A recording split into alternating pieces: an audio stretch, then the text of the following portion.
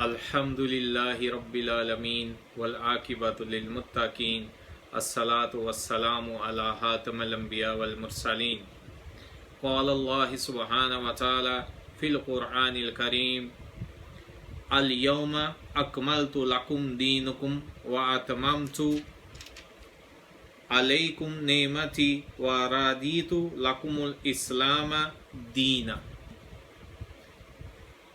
آج ہم نے تمہارا دین مکمل کر دیا اور تم پر اپنی نعمتیں تمام کر دیں اور تمہارے لیے اسلام کو بطور دین پسند کیا۔ السلام علیکم ناظرین اکرام۔ ناظرین اکرام، یہ اللہ تعالیٰ کا وہ فرمان ہے جو اللہ تعالیٰ نے نبی صلی اللہ علیہ وسلم کا جو حجۃ الوداع، وہ جو آخری حج تھا، اس خطبے کے دوران اللہ تعالیٰ نے نبی صلی اللہ علیہ وسلم پر یہ آیت نازل فرمائی تھی کہ آج ہم نے تمہارے دین کو مکمل کر دیا ہے۔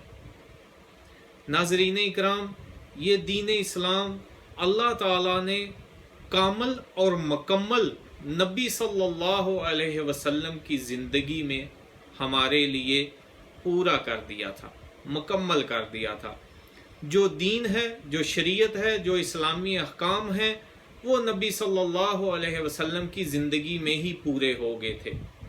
جب نبی صلی اللہ علیہ وسلم اس دنیا سے گئے تھے، آپ صلی اللہ علیہ وسلم نے وفات فرمائی تھی، تب یہ دین مکمل، بالکل کمپلیٹ اور کامل تھا۔ اس کے بعد نبی صلی اللہ علیہ وسلم کی وفات کے بعد اس دین میں، شریعت محمدی صلی اللہ علیہ وسلم میں کسی نئی چیز کی بالکل ذرا برابر بھی گنجائش نہیں ہے کہ اس دین میں شامل کی جائے۔ اور غور کرنے کی بات ہے، جو احکام اللہ سبحانہ و تعالیٰ نے نازل کیے تھے قرآن حکیم میں، وہ اور نبی صلی اللہ علیہ وسلم کے وہ فرمان اور نبی صلی اللہ علیہ وسلم کی وہ تعلیم جو آپ صلی اللہ علیہ وسلم نے اپنی حیات مبارکہ میں امت مسلمہ تک پہنچائی تھی، وہ صحابہ کرام نے اس کو بالکل عین اس کتاب اللہ کے مطابق اور نبی صلی اللہ علیہ وسلم کے فرمان کے مطابق اس کو عملی طور پر کر کے دکھایا۔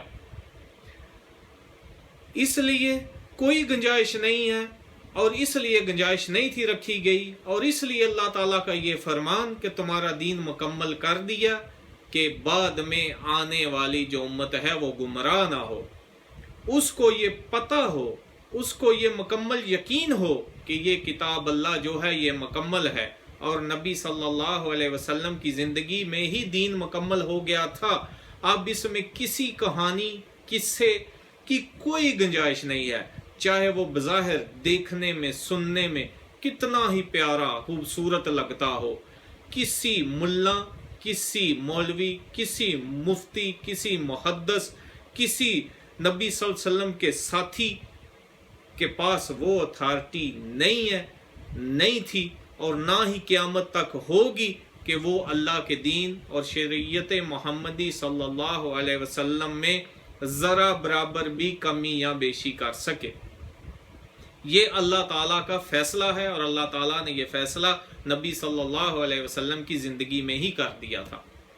باقی رہی بات یہ جو آج کل اسلام کے نام پر ہو رہا ہے، یہ لوگوں کی اپنی خواہشات تو ہو سکتی ہیں، لیکن اس کا اسلام میں بالکل نہ کوئی اس کا درجہ ہے، نہ اس کی کوئی اتھارٹی ہے، نہ ہی یہ دین کا کوئی حصہ ہے۔ ہر بندہ جو یہ کہہ کر یہ جو محاورہ یہ پاکستان میں چل رہا ہے کہ جی قامت ثواب دئیے،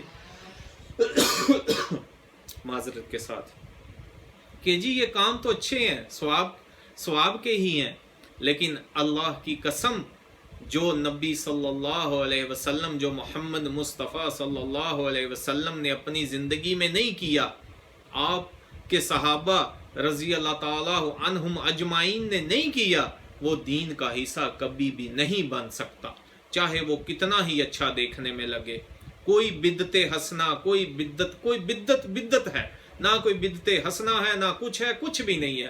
یہ صرف عوام کو دھوکہ دینے کے لیے ہے. عوام کو اپنے پیچھے ہر ایک نے لگایا ہوا ہے، کوئی درباری نظام بنا کے، کوئی اپنے اکابرین کے قصے کہانیاں بیان کر کے، جھوٹے بے بنیاد یہ جو کرامات یہ جو بیان کی جاتی ہیں کہ فلاں بزرگ نے یہ کر دیا، فلاں بزرگ نے یہ کر دیا، فلاں بزرگ نعوذ باللہ دلوں کے حال جان لیتا تھا، فلاں بزرگ یہ کر لیتا تھا، فلاں بزرگ دیکھ لیتا تھا.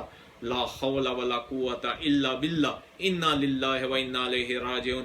یہ سب کے سب جھوٹ کے پلندے ہیں، اس میں کوئی سچائی نہیں ہے. یہ سب کرامات جو بیان کی جاتی ہیں یہ لوگوں کی اپنی خواہش ہے، یہ کبھی بھی قیامت تک دین کا حصہ نہیں بن سکتا. اور جو لا علم اور لا شعور عوام ان کے پیچھے ہیں یا ان کی پیروی کرتے ہیں یا ان کی جھوٹی باتیں سنتے ہیں، وہ بھی اپنے اس رویے پر غور کریں، نظر ثانی کریں. یہ کبھی نہیں ہو سکتا کہ جی ہمیں پتہ نہیں تھا تو ہم اس لیے یہ کام کر بیٹھے، ہم یہاں ہمیں نے پڑھا نہیں تھا تو ہمیں اس لیے ان مولوی حضرات نے یا ملا حضرات نے جو بتایا ہم نے وہ کر لیا. نہیں نہیں میرے بھائی، میرے بھائیوں، میرے ہم وطنوں، یہ جو آپ کی معذرت ہے یہ ایسے قبول نہیں ہوگی، کیونکہ دنیا کے کاموں میں تو ہم بڑے تیز ہیں. جو بالکل بندہ صحیح کامیاب ہو، جس کو ترقی ملی ہو، اس کی ہم پیروی کرتے ہیں، اس کو دیکھتے ہیں. تو دین کے معاملات میں کیوں نہ ہم نبی صلی اللہ علیہ وسلم کی ذات کو دیکھیں اور آپ صلی اللہ علیہ وسلم کے صحابہ کو دیکھیں. اور یہ پیٹ پرست، یہ دنیا پرست مولوی، یہ جو صرف اپنے دنیاوی فائدے کے لیے اور اپنے ذاتی مفادات کے لیے یہ جو قصے کہانیاں یہ بزرگوں کے ساتھ منسلک کی جاتی ہیں، فلاں بزرگ بغداد میں اس نے یہ کر دیا، فلاں جگہ ہے اس نے یہ کر دیا، وہ کر دیا. اللہ تعالیٰ کا قرآن میں کیا ارشاد ہے؟ اللہ تعالیٰ کا ارشاد ہے کہ تم جن ہستیوں کو اللہ کے سوا پکارتے ہو وہ تمہاری طرح کے بندے ہیں، وہ انسان ہیں، وہ مخلوق ہیں. وہ تو کھجور کی گٹھلی میں ایک وہ بالکل پتلی سی جلی ہوتی ہے وائٹ رنگ کی، سفید کلر کی، وہ جو گٹلی کے اوپر ہوتی ہے. اللہ تعالیٰ فرما رہے ہیں یہ تو اس کے بھی مالک نہیں ہے، تم کنہیں پکارتے ہو؟ پھر اللہ تعالیٰ دوسری جگہ فرما رہے ہیں کہ اگر تم اپنے دعوے میں سچے ہو کہ یہ تمہاری پکار کو سنتے ہیں تو پھر یہ تمہیں جواب کیوں نہیں دیتے؟ یہ ہمیں غور کرنا چاہیے. یہ جو ہمارا وتیرہ ہے، یہ جو ہم نے بنایا ہوا ہے کہ نعوذ باللہ یہ اللہ تعالیٰ کے احکام کے بالکل خلاف ہے، اللہ تعالیٰ کی نافرمانی ہے. جو لوگ کہتے ہیں کہ اللہ تعالیٰ ہم گناہ گار ہیں، اللہ ہماری سنتا نہیں اور ان کی موڑتا نہیں، یہ بالکل جھوٹ ہے، یہ غلط ہے، یہ دین کا حصہ نہیں ہے. یہ بندے کی اپنی یا ان لوگوں کی اپنی خواہشات تو ہو سکتی ہیں لیکن یہ دین نہیں ہے. کیونکہ دین میں اللہ تعالیٰ نے فرمایا ہے کہ میں ہر پکارنے والے کی پکار کو سنتا ہوں اور اس کی دعا کو قبول بھی کرتا ہوں. اس لیے یہ اگر اللہ تعالیٰ فرما رہے ہیں نا کہ اگر یہ اپنے دعوے میں سچے ہیں تو پھر یہ جب پکارتے ہیں ان کو، وہ ان کو جواب کیوں نہیں دیتے؟